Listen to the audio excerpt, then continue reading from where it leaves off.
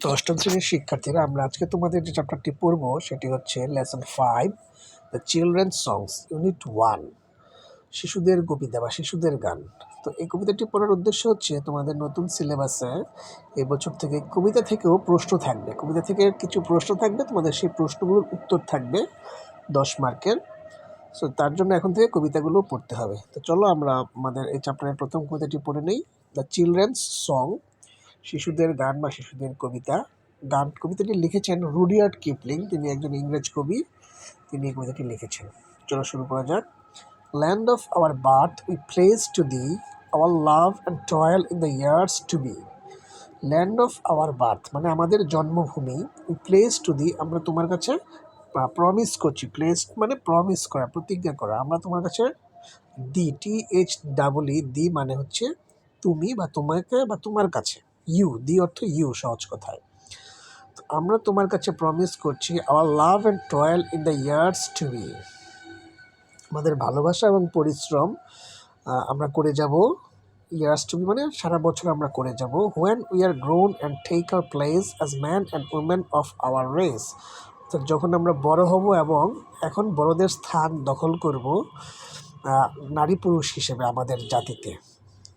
Father in heaven who lovest all, father in heaven বলতে, heaven মানে স্বর্গ, এখানে ফাদার ইন হ্যাভেন বলতে তারা সৃষ্টিকর্তাকে বুঝিয়ে থাকে, বা যেহেতু তিনি ইংরেজ কবি ছিলেন, তারা খ্রিস্টান ধর্মাবলম্বী হয়ে থাকেন, তারা যীশু খ্রিস্টকে বুঝিয়ে থাকেন।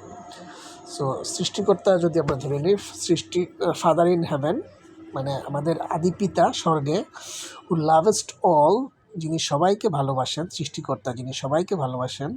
ও help the children when they call, সৃষ্টিকর্তার উদ্দেশ্যে বলছে যে তোমার শিশুরা, তোমার বাচ্চারা যখন তোমাকে ডাকে তখন তাদের সাহায্য করো। দায় মানে তোমার, THY দায়, অর্থাৎ যখন আমরা আল্লাহকে ডাকি তখন যেন তিনি আমাদেরকে সাড়া দেন। That they may build from age to age and undefiled heritage, অর্থাৎ যখন তার সাহায্য প্রয়োজন যেন তারা তাদের যা প্রয়োজন সব কিছু তৈরি করতে পারে, উৎপাদন করতে পারে, এবং তাদের যেই আনডিফাইলড হেরিটেজ রয়েছে, হেরিটেজ মানে ঐতিহ্য, আনডিফাইলড মানে পিওর মানে একদম সতেজ ফ্রেশ যে ঐতিহ্য রয়েছে যেখানে কোনো দাগ নেই। Teach us to bear the yoke in youth, আচ্ছা এখানে ইয়ক মানে হচ্ছে জোয়াল। তোমরা দেখেছো যে মাঠে যখন গরুতে হাল চাষ করা হয়, দুইটা গরু একসাথে লাগানোর জন্য তাদের পিঠের উপরে, ঘাড়ের উপরে একটা বাঁশ দেওয়া হয়, এটাকে ইয়ক বলা হয়, যেটাকে জোয়াল বলে। তো বলছে teachers to bear the yoke in youth, তারুণ্যে আমাদেরকে জোয়াল বইবার শিক্ষা দাও। With steadfastness and careful truth, স্থিরতা দৃঢ়তার সাথে এবং সঠিক সত্যের সাথে। দ্যাট ইন আওয়ার টাইম, যাতে আমাদের সময়ে, thy grace may give the truth whereby the nations live live, অর্থাৎ যখন দাই গ্রেস মে গিভ তোমার করুণা আমাদের উপর পড়ে, the truth whereby the nations live যেখানেই আমরা থাকি না কেন। Teach us to rule ourselves always, আমাদেরকে সেই শিক্ষা দাও, শাসন করার শিক্ষা দাও যেন নিজেকে নিজে শাসন করতে পারি। Control and cleanly night and day, যেন আমরা দিনে রাতে নিজেদেরকে নিয়ন্ত্রণ করতে পারি। That we may bring if need arise, যা আমাদের প্রয়োজনীয় সময় যেন তা আমরা পাই। No mind and worthless sacrifice, যেন আমরা স্যাক্রিফাইস মানে আত্মত্যাগ, ওয়ার্থলেস মানে মূল্যহীন, অর্থাৎ আমরা যেন স্যাক্রিফাইস করতে পারি, অন্যের জন্য আত্মত্যাগ করতে পারি। Teachers to look in all our ends on the for জাজ অ্যান্ড নট আওয়ার ফ্রেন্ডস। আচ্ছা, টিচার্স টু লুক আমরা যেন দেখতে পারি, ইন অল আওয়ার এন্ডস আমাদের সকল পরিসমাপ্তিতে, অন দি ফর জাজ বিচারের সময় যেন তোমাকে দেখতে পাই, দি THEE মানে thee, and not our friends that we, এবং আমাদের বন্ধুদেরকে নয় যা আমরা, উইথ দি তোমার সাথে, মে ওয়াক আনকাউট, কাউ মানে আমরা জানি গরু, কিন্তু কাউর আরেকটা অর্থ রয়েছে, সেটি অর্থ ভয় পাওয়া। এখানে আনকাউট মানে যেন ভয় না পেয়ে, নির্ভয়, যেন আমরা প্রশ্নে নির্ভয়ে হাঁটতে পারি। By fear or favour of the crowd, যেন মানুষের ভিড়ে আমরা ভয় না পাই, না ভয় পেয়ে তোমার সাথে হাঁটতে পারি। Teach us the strength that cannot seek, আমাদেরকে এমন শক্তির শিক্ষা দাও যা খোঁজে না, খুঁজতে পারে না। By deed or thought to hurt the weak, অর্থাৎ আমাদেরকে এমন শক্তি দাও যা দিয়ে আমরা আমাদের কাজে বা ভাবনায় দুর্বলদেরকে আঘাত না করি।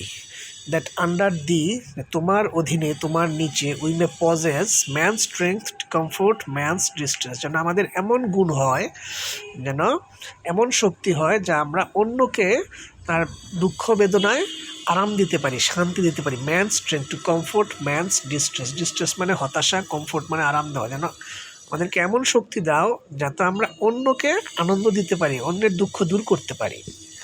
Teachers delight in simple things, ছোট ছোট বিষয় আমাদের মাঝে আনন্দ সৃষ্টি করে দাও। And mirth that had no bitter springs, এবং আমাদেরকে আনন্দ দাও। মার্থ মানে আনন্দ, যার কোনো তিক্ততা নেই।